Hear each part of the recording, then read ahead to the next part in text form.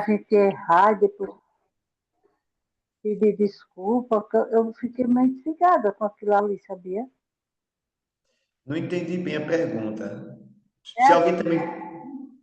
o, ele não passou pela figueira e disse que não tinha fruto, ele estava com fome, né? Aí ele disse que a partir daquele dia ela não daria mais fruto. Então, assim, no popular ele roubou uma praga, a figueira. Aí, aí como é que fica? Ah, Olha, sim, são as nossas atitudes que, assim, que às vezes uma pessoa faz uma coisa ruim para a gente, isso está encaixado no pensamento de eu devolver aquela coisa que a pessoa fez para mim, eu dizer para ela, olha, tu passe pior do que eu passei, pode falar assim, né? Aí, será que Jesus disse isso? Era para ele fazer. Quero dizer, o que foi que ele quis dizer com tudo isso para mostrar para a gente? Ele falar olha isso na só. Bíblia. Muitas das coisas que nós temos na Bíblia, elas são, vamos dizer assim, contos. Elas devem ser vistas como contos, como histórias que são importantes, nos trazem um certo ensinamento, mas são histórias que são muitas vezes figurações. Então, passando a entender que essa história da figueira foi verídica, Jesus nos mostra nesse momento do que vai uma pessoa que é sempre amarga, uma pessoa que nunca colabora, nunca não tem empatia, uma pessoa que não tem uma participação dentro do grupo social que ela está assim por vontade dela. Não, não quero fazer nada para as pessoas. É uma pessoa que não dá frutos.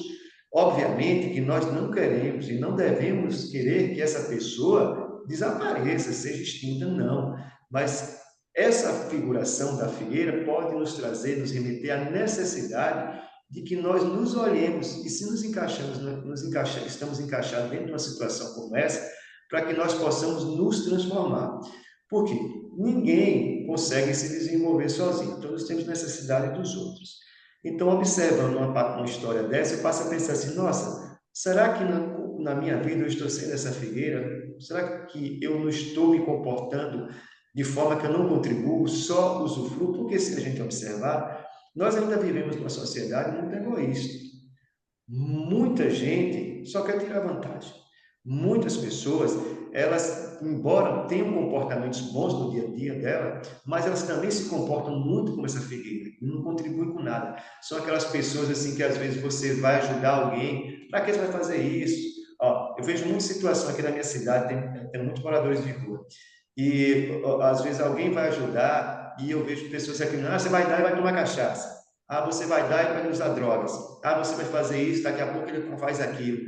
Óbvio que pode acontecer tudo isso, mas eu ir lá, olha, eu atrapalhar a boa vontade de outro para ajudar, a disposição daquela pessoa de estar ali para colaborar, não estou me comportando como uma figueira, que está, na verdade, não dando frutos, tudo bem, raros e volta, mas essas pessoas que estão morando na rua estão viram bandidos, drogados, é verdade. Mas a gente tem que entender o que é que nos ensina o Evangelho. Que ninguém muda sozinho. É preciso que as pessoas estejam se amparando, se acolhendo. E, principalmente, nós precisamos também de políticas públicas, políticas sociais, regras sociais que permitam com que as coisas fluam de uma maneira que possa ser coerente com o desenvolvimento espiritual. Eu estava falando sobre isso mais cedo. Se você observar assim, pensa aqui comigo. Nós precisamos fazer a nossa reforma interior. Nós estamos vendo o quanto é difícil fazer e a necessidade que temos que fazer. Nós estamos aqui, graças a Deus, de uma casa, temos acesso ao computador. Vamos pensar agora que cada um de nós está morando em um outro lugar. Nós estamos lá em Gaza. Nós estamos saindo para pregar comida, ameaçados de levar um tiro na cabeça. A gente pode estar num hospital sendo tratado de uma enfermidade e uma bomba cair e matar todo mundo. Me diz, numa situação dessa, como eu posso pensar em ter uma reforma íntima? Como eu posso pensar em amar aquela pessoa que vai atirar em minha cabeça quando eu for pegar o feijão para comer? Então, ver a necessidade que precisamos nos amparar, nós precisamos de políticas públicas, de regras sociais que dêem uma estrutura mínima para que nós possamos nos transformar interiormente também. Uma coisa está ligada à outra. Eu preciso ter um ambiente social que me permita desenvolver-me interiormente. E ao me desenvolver interiormente, eu consigo melhorar o meu ambiente social. Eu falei da outra reunião nossa sobre a questão do projeto, do programa Luz para Todos, o quanto mudou o cenário de criminalidade nas regiões em que ele foi implantado no período de 10 anos, como caiu a criminalidade. Então é importante isso. Esse exemplo da figueira, para mim, ele traz esse ensinamento. Luzivaldo, você está sendo a figueira que não dá frutos? Quanto de você ainda é essa figueira? E quanto de você já é uma figueira que dá frutos? Então, isso é um alerta. Provavelmente, na minha cabeça, Jesus não fez isso. Mas essa imagem pode ter sido que o discípulo, o apóstolo, captou dele. Porque os evangelhos foram escritos muitos anos depois de Jesus falecer, né? A maioria décadas antes, né?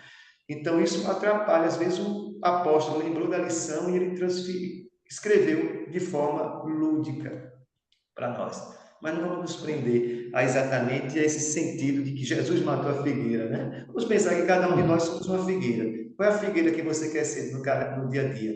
A que dá bons frutos ou a que precisa ser queimada? Ah, Se eu alguém quiser quero falar, fica à vontade. Luzivaldo, é sabido que os nossos instintos, eles se rebelam contra a ideia de potência, né? O ser humano, ele é egoísta, individualista, é aquisitivo, e qualquer coisa que tente ferir o seu ego, né? Ele mostra as suas carnes, né? Ele se rebela contra isso, talvez por conta dessa questão instintiva. Você falou aí sobre essa questão da irritabilidade do trânsito, eu me identifico muito. Eu fui criado com meu tio e ele era extremamente ignorante, arrogante, ignorante no sentido de conhecimento mesmo, e arrogante Hum, também. Trânsito, ele queria ter razão, e assim, e eu me identifico muito com isso porque eu herdei como uma herança cultural, assim, uma herança ruim, entendeu? Aí, assim, eu queria saber, assim, a questão, essa questão tá mais relacionada aos nossos instintos ou a uma simples reprodução de hábitos e costumes que a gente herda dos nossos pais, entendeu? olha, eu vou lhe responder assim. Tem um pesquisador brasileiro aqui da Paraíba, uma referência mundial quando o assunto é perdão. É o Dr. Júlio Rick. Ele faz estudos junto com o Dr. Enright, que é um pesquisador americano, que é referência, uma das grandes referências mundiais, também na área do estudo do perdão. E eles dizem uma coisa muito interessante que nos serve para todas as virtudes. Ele diz que perdoar não é natural, não é uma capacidade natural do ser humano perdoar. Perdoar, ele é uma capacidade que exige esforço.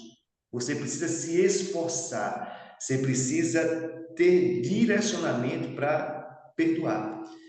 E quando a gente começa a observar todas as virtudes, são assim.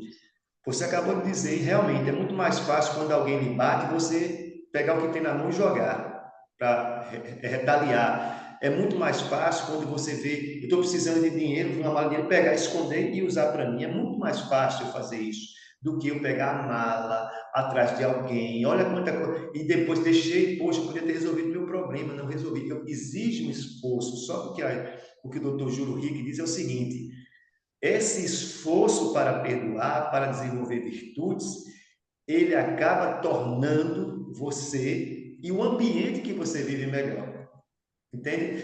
Quando nós nos esforçamos para perdoar o mal, as ofensas feitas a nós permitimos que o ambiente que nós vivamos seja melhor. Porque quando eu tenho ódio de alguém, eu vou evitar essa pessoa, eu vou desejar o mal a ela, eu vou ter um julgamento negativo sobre ela. Isso vai atrapalhar qualquer tipo de relação que eu tenha com ela. E vamos dizer que eu vou numa empresa e preciso do serviço dela. Como?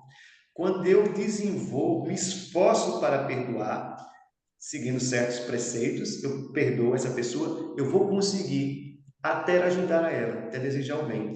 Então a gente começa a perceber que os instintos, os atos instintivos, eles são muito naturais e justificáveis na sua existência. Mas nós precisamos desenvolver os atos virtuosos para que nós consigamos tornar esses atos mais instintivos, direcionados para alvos que nos permitam nos tornarmos melhores. Agora, isso a gente só consegue como? Através do autoconhecimento, através da transformação interior, através do cultivo de novos valores, entende? Quando os atos são muito automatizados, a gente acaba agindo nessa direção que você estava falando, bem instintiva.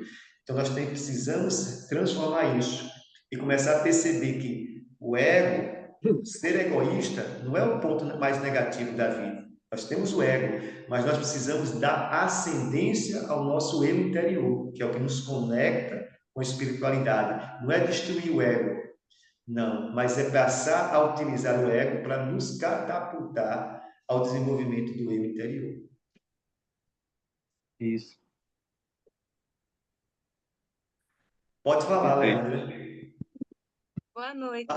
Vamos Boa. explicar a diferença da transformação verdadeira, daquelas mudanças superficiais, aquelas que a gente vai e coloca embaixo do tapete. Olha só, a diferença disso, quem mais pode responder quem está trabalhando para mudar. É interessante isso. Agora, aqui tem uma palestrante espírita chamada Carol, que certa vez eu assisti uma palestra dela aqui em Juazeiro, eu gosto muito das palestras dela, que ela disse uma coisa assim: se esforçar para ser melhor e ainda não ser, não é hipocrisia. Eu fiquei pensando, fiquei com isso, ó, dias, meses na minha cabeça, pensando, nossa, se esforçar para ser melhor e ainda não ser, não é hipocrisia. Interessante, né? Porque às vezes eu quero ser uma pessoa mais bondosa, eu quero ser uma pessoa que tem mais a capacidade de perdoar, mas nem sempre eu consigo.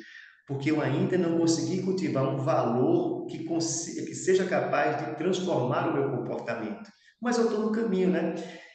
Não é hipocrisia desde que eu enxergue isso. Nossa, eu estou tentando ainda, eu ainda não consigo ser. Se torna hipocrisia quando eu considero que eu sou melhor do que você, que eu sou melhor que qualquer um, porque eu perdoo, eu nem me lembro da ofensa e deixa que eu estou já planejando interiormente a minha vingança. Mas eu falo para todo mundo, nossa, quando algo de ruim acontece comigo, eu digo, que nada, nem percebi. E o doutor Júlio Rick, que eu citei há pouco aqui, ele diz uma coisa interessante. Para você ser capaz de perdoar, você precisa primeiro aceitar que você foi magoado, que você foi ofendido. Então você tem que ser capaz de olhar para a pessoa e dizer assim, olha, Leandra, se eu não for capaz de dizer para você, mas que eu penso, poxa, Leandra me magoou muito, eu não gostei daquele comportamento de Leandra. Sim, beleza, estou com muita raiva, mas agora, o que é que eu posso fazer com isso? Eu vou brigar com Leandra? Vou querer que ela pense como eu? Vou querer que não. Eu vou agora utilizar essa raiva que não sinto e essa raiva. O que é que eu posso fazer com isso agora? O que é que eu posso mudar nisso? Leandro é uma pessoa que me fez raiva, mas ela é uma pessoa que muitas vezes no centro espírita ela está lá dando passo, as pessoas se sentem muito bem, ela está sempre previdente, ela já me ajudou em outros momentos. Eu vou começando a mudar a polarização disso, capaz dos meus julgamentos, através dos meus julgamentos por você, através dos meus sentimentos por você. Então eu começo a cultivar, me esforçar por cultivar uma virtude, a virtude da empatia, a virtude da compreensão, entende? Então, obviamente que no início a gente vai achar que nós estamos sendo, poxa, eu estou querendo ser e não consigo. Então, entenda, você não é hipócrita, você não está sendo falso nem com você nem com os outros, se você consegue entender que você está buscando, mas você ainda não é modelo, mas você está buscando. E isso é muito importante. Onde tem lá no nosso estudo hoje, comemorar as vitórias. Nossa, há um tempo atrás, por menos que isso, eu já tinha dado um tiro em um. Querido, dar um tiro. Já não quero. Eu tenho uma vez o Jairo Avelar, um palestrante espírita, teve aqui, ele disse uma coisa interessante assim. Ele disse: olha só, fulano, certa vez, claro que foi uma história inventada, né? Mas muito interessante. Ele disse: fulano nasceu na Mongólia. Ele foi um grande líder tribal. Ele matava toda uma tribo quando ele invadia. Depois ele morreu, ele reencarnou como um atirador. Ele matava menos pessoas, porque ele só matava por dinheiro. Então ele matou menos pessoas. Aí diz assim: olha como ele evoluiu. De matar uma tribo inteira, ele agora só matava alguns. Depois ele reencarna e ele acaba cometendo certos crimes em que raramente ele matava. Aí já depois, olha, já se tornou melhor. para quem matava uma tribo, hoje ele de vez em quando mata, até que ele reencarna sem braço, sem perna e não mata ninguém. Era uma história inventada, né? Mas no sério, assim, vamos observar assim, há um tempo atrás, por menos coisa, eu já teria tentado, desejado matar o outro, mas hoje eu só quero que ele leve um tombo. Então, olha como eu melhorei. Isso não é hipocrisia, né? Isso não é hipocrisia. É quando você começa a querer ser melhor, mas você já sabe que você está melhor, mas ainda não está onde você gostaria.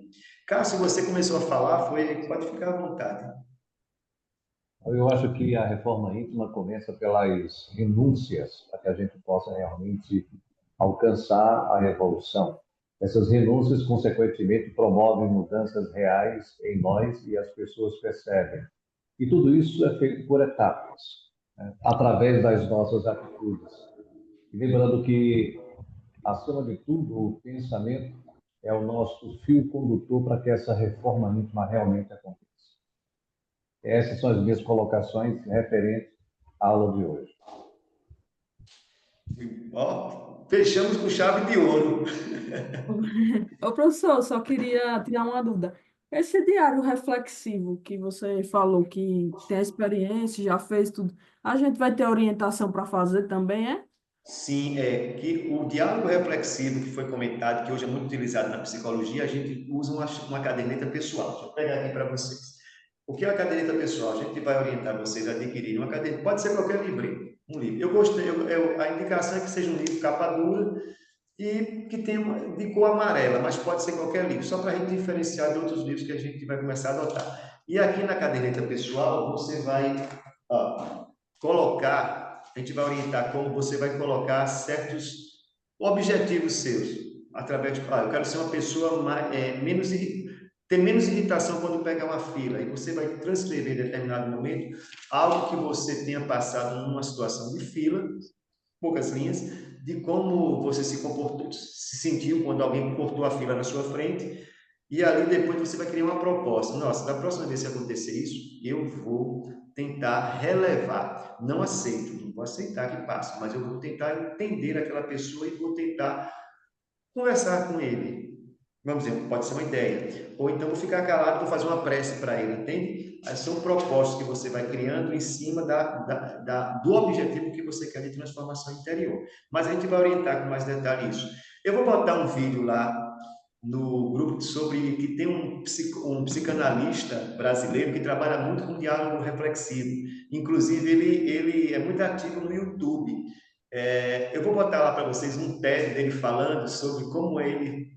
Um TED são aquelas palestras de 12, 19 minutos. Vou botar... É fantástico, é o Abraão. É fantástico.